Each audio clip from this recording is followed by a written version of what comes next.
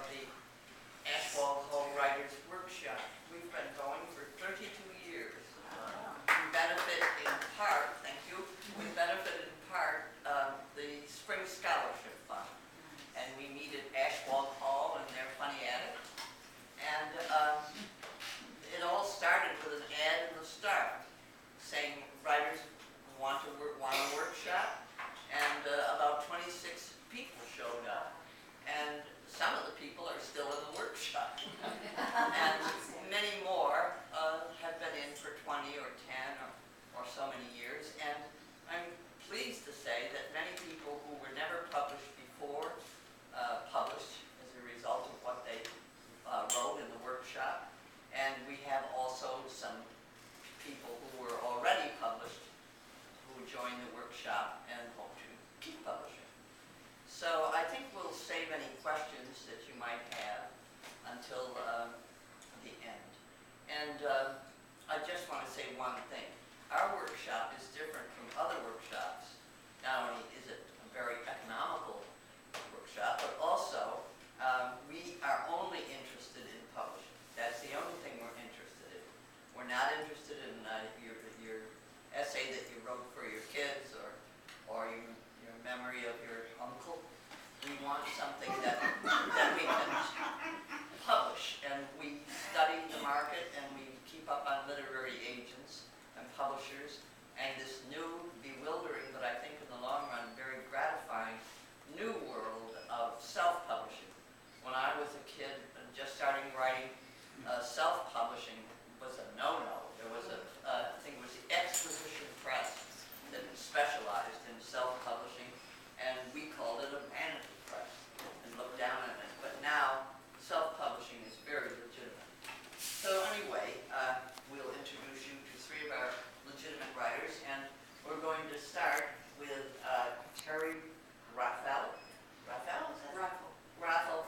And she's just joined the workshop, and she's a beginning, a new writer.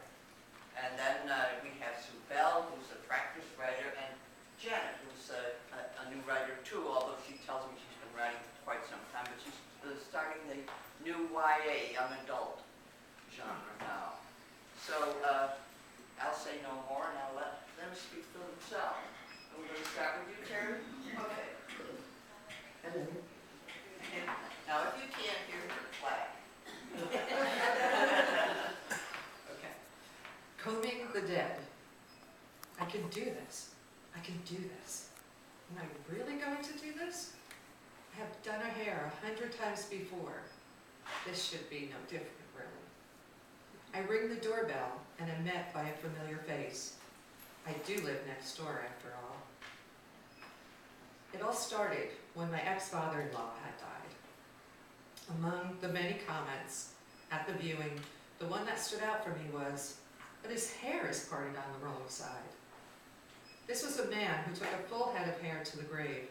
He spent many hours preening to make sure every hair was in place. Since he had become too frail to keep his regular appointments to his barber, I had been making house calls to do his hair. He would ask, "Why am I still here, Tez? The funeral director keeps sizing me up when I see him in the grocery store." "I don't know. Maybe there's something else you need to do." Lying in bed in the hospital with his 11 children gathered around him, he finally shared the words of love for which they had waited a lifetime and died peacefully. Graham was left with a broken heart and no purpose to put her feet on the floor. One morning she didn't. I made the phone call to my ex offering condolences and asking if there was anything I could do. I was thinking I would make a lasagna. He said, "Yes, you can do Mom's hair." "Well, I could, but she's in a casket. Let me call you back." On a sunny spring day, I do go next door for my first appointment, with comb in hand. I knocked on the door of the funeral home. A slight woman with big hair opened the door. She was the wife of the director. I opened my mouth to say hello, but instead blurted out, "I am nervous." She stepped aside, and I entered a sort of twilight zone, leaving the sun behind. I walked over the worn carpet, past dim rooms filled with battered chairs. She led me to my first non-living client. Here was the woman whom I could always count on to guide me through the perils that a new mother has. Whether a fever or a chicken pox, her calmness was always comforting. I had faith in her knowing what to do. I approached with blow dryer, brushes, and hairspray bag, suddenly understanding that this was a job beyond my experience. I raised the comb to her head and found the song, "All You Need Is Love." It came easily as the blow dryer hummed. My hands and the brush knew what to do. When her hair was perfect, I automatically put my hand over her eyes to shield them from the hairspray, and realized she no longer needed my protecting hand, and she could no longer protect me. It never crossed my mind, as I told this story to many friends, that it might inspire them to envision me performing the same last rite for them. Shortly before Graham died, I found myself interviewing to be a volunteer for hospice. I had lost 4 girlfriends to cancer in a short amount of time. Feeling the importance of closure for the dying and their loved ones, I felt I was strong enough to hold a hand, listen, and help. In the end, I realized I could not yet afford to volunteer.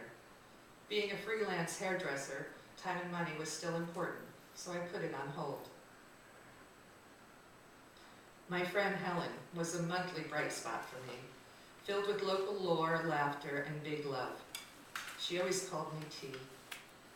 When it came to our spirits, there was no age difference. It was not unusual for us to be at the American Hotel, an ionic place on Main Street. She would share the history of Sag Harbor, and I would just drink it up between sips of wine. Her spirit was contagious. Her heart broke with her husband's death. Her happy-go-lucky self that would come bouncing in with her white Keds became my second comb in the casket. Her daughter Bonnie was everything that Helen shared about her. When she called asking if I would do her mom's hair, I easily replied yes. Her white hair fell into place without thought, and for the first time since being casket side, I felt the shadow was by me. Who? What? It didn't matter. I was not frightened.